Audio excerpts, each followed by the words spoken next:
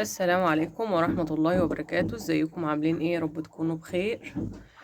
احنا عايزين نتكلم النهاردة عن مشكلة الأوزان، أو الأوزان بتبقى ضعيفة، أو أنا عايز حاجة تزود الأوزان، أو الأوزان كويسة وبرضو عايزة أدي حاجة منشط نمو، حاجة طبيعية وبرضو فيها كل أنواع الفيتامينات، يعني حاجة طبيعية وفي نفس الوقت بطرية وتجيب نتيجة معايا. والمكون ده انا بجيبه من اول فراخي من بعد 25 يوم، من بعد 25 يوم ابدأ اجيبه. مثلا فراخك 30 35 يوم. مثلا يعني أنا الفراخ بتاعتي دي عمرها 30 يوم، النهارده 31 يوم. فانا حاسه ان الجو عندي في الفتره دي ساعات بيبقى حر وساعات بيبقى ساقعه، فانا الفتره دي انتوا شايفين الفراخ بتعمل ازاي، والجو والمكان عندي حر مع اني فاتحه التهويه على اخرها، بس هي درجه الحراره اصلا حاليا 34. فانا مهما هوي ومهما اعمل هي درجه الحراره اصلا يعني عاليه. فطبعا انا كنت عايزه اتكلم عن المنتج ده او المنتج البيطري ده، اللي هو رافع مناعة وفيتامينات في جميع انواع الفيتامينات والكالسيوم، علشان لين العظام و لتقوية المناعة وتقوية الجهاز الهضمي ونقص وكمان يعني مزود بنقص الألبان بالنسبة للأرانب، وزيادة الوزن وزيادة الإنتاج حتى، والبيض وكل الأنواع دي. فطبعا ومنشط للنمو. فطبعا اللي عايزة أقولهولك إن المكون ده يعني لجميع أنواع الفيتامينات وكمان لزيادة الوزن، وجميل جدا ومجربينه. ماشي. وعلى فكرة برضو تقدري تذبحي على طول منه، لانه هو اصلا فيتامينات ومواد طبيعية. فاللي هو انت ما في اي وقت عايزة تذبحي وانت بتحطيه بتذبحي عادي. ظهرت عندك حالة مش تمام وعايزة تذبحيها وانت بتحطيه برضو تمام، ملهوش فترة سحب. ماشي. تعالوا بقى هنشوف المنتج ده مع بعض. الكيس ده انا بجيبه من البيطري، في كيس منه صغير لو انت اعدادك صغيرة، بس انا عندي البط وعندي البط اللي هو الصغير، وعندي بط بيقفل، وعندي الفراخ دي، فانا بجيبه بيكفي معايا كل حاجة. بصي، عبارة عن فيتامينات وخميرة. ماشي. انا بشتغل بحاجات طبيعية، انا بحط خميرة بس. باجي في العمر ده اجيب الكيس ده. هو فيتامينات وفي نفس الوقت منشط نمو وفاتح شهية، وبص ما شاء الله عليه. طبعا المحظورات بقى، او المحظورات بتاعته، او اللي انت ما تعملهوش، او الحاجة الوحيدة اللي انت ما تحطوش فيها لما يبقى عندك اسهال ما تحطهوش.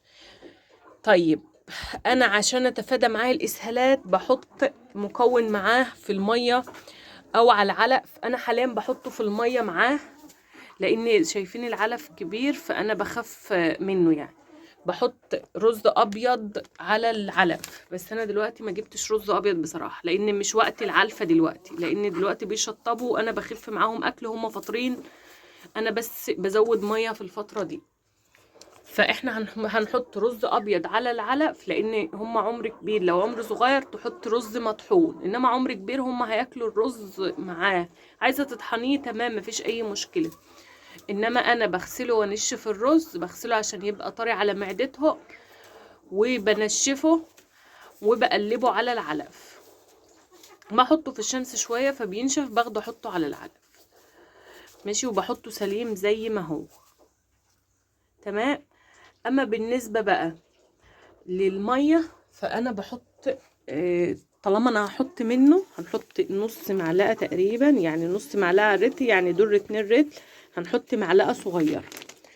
بحط بقى معاه ايه علشان في المية علشان اتفادى حالات الاسهالات. انا اصلا ماشية بالنشا من اول يوم مع الفراخ عموما، اي فراخ عندي بمشي بالنشا. هي ده النشا والرز المطحون والثوم في المية. لو عايزة اقول لكم ان انا يعني ايه خفيت الفترة اللي انا حطيت فيها المكون ده، بقالي يومين بحطه، حاسة ان النهاردة في نسبة اسهال. طيب انا هحطه وهزود نشا، هعادل معاه اللي يبقى ده والنشا مع بعض واحطه لهم. وهجيب رز ابيض لما ينشف، اما اجي اعلف بقى العلفة اللي جاية، لان دي بواقف علف. اما اجي اعلف اما اجي اعلف هحط الرز الابيض. انا كنت بحط الخميره والله على النشا على العلف، بس العلف دلوقتي يعني ايه، يعني كبير، فالنشا اصلا هتسقط، مش يعني قليل لما تنزل عليه. فانا لما ببقى مثلا عامله خلطه بصل وثوم وكلام من ده بحط عليها وبحطه على العلف. انما حاليا انا مش عامله، وانا حاسه ان في اسهال ولسه ما خلصتش الجرعه، وانا اللي اهملت بصراحه، ما حطيتش معاه من ساعه ما جبته. انا كنت كل ما استخدمه اضاعف كميه النشا. فطبعا انا حاليا بقى هحط الايه النشا وبزياده، وهحطها في الميه لان هم دلوقتي هيبقوا عطشانين هيشربوا كتير. تمام. هم عطشانين، حطيت لهم انا اهو، حطيت لهم. فطبعا ايه هما هيشربوا دلوقتي بقى، يبقى احنا كده عدلنا المعادلة دي. عملنا منشط نمو، عملنا علاج للإسهال، حطينا فيتامينات بجميع الأنواع وكالسيوم ومنشط نمو وفتح شهية وعملنا كل حاجة للفراخ ماشي، وفي نفس الوقت حافظنا عليهم من الإسهال. هو ده العيب الوحيد اللي في المنتج اللي هو هيجيب لك إسهال. وطبيعي طالما في عسل أو خميرة أو أي حاجة فيها خميرة، تعرفي إن أنت هتعوزي تحطي حاجة للإسهال معاه. فطبعا احنا كده يعني عملنا المشروب النهاردة اللي هو زيادة الوزن والعلاج الإسهال مع بعض، ومكونات موجودة من البيت.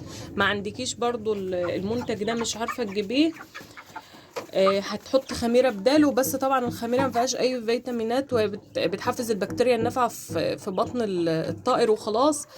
برضو بتزود النمو وبتفتح نفسه على الاكل وبتنشط البكتيريا النافعه في قلب الطائر.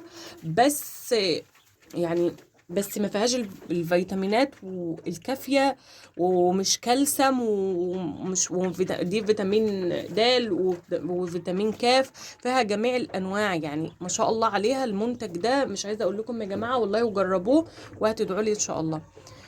ورب اكون قدرت افيدكم. ما تنسوناش في اللايك والشير، والسلام عليكم ورحمه الله وبركاته.